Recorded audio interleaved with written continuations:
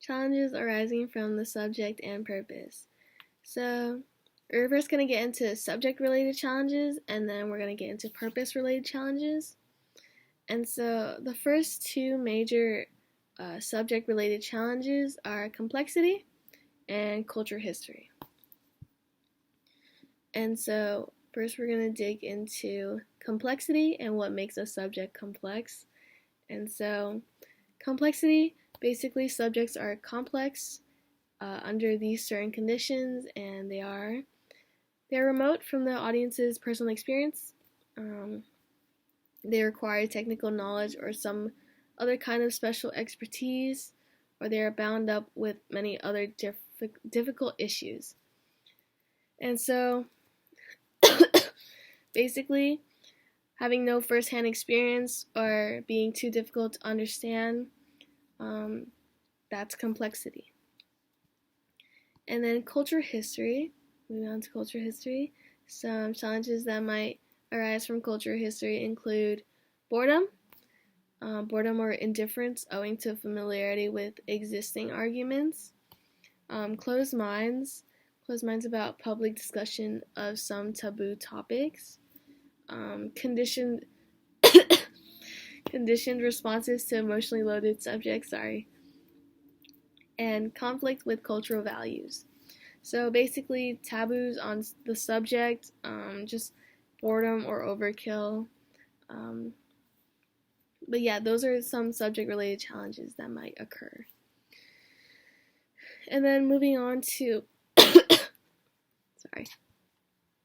the purpose-related challenges. Now, these include cost and control. And so cost, it's what the audience is expected to do and what they're willing to give up, basically what's going to cost them. And so not just money, but it can also be time, energy, or if it's just inconvenient for them at all. So yeah, the greater the cost for the audience, the smaller the chance they will do what you ask.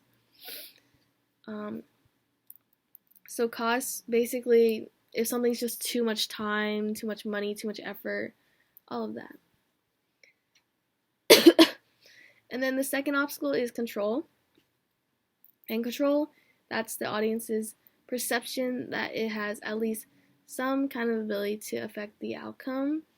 And so this becomes a problem when members of the audience can't see what they, as themselves, as one person, can do.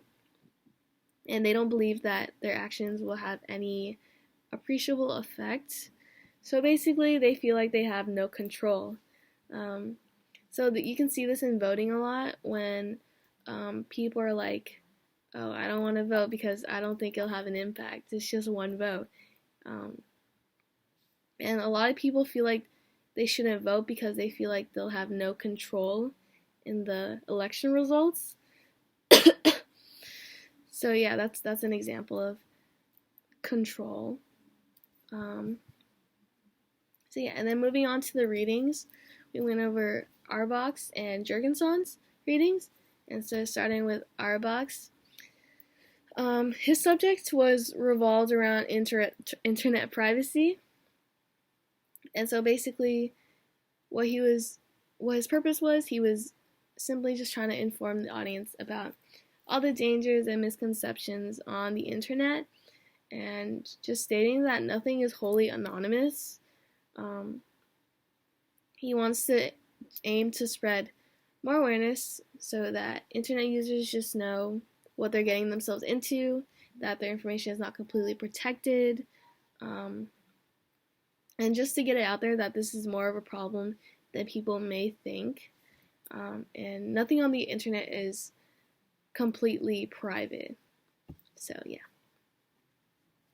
And then Jurgenson's subject was specifically the relationship between IRL, or in real life, and the online virtual life.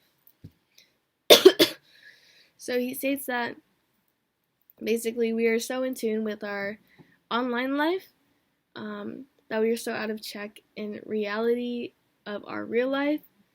And so Jurgensaw just wants to show the audience that there needs to be a clear distinction between our online and offline life, our offline life being our real life, and just to really prevent this online life from taking over us. So yeah.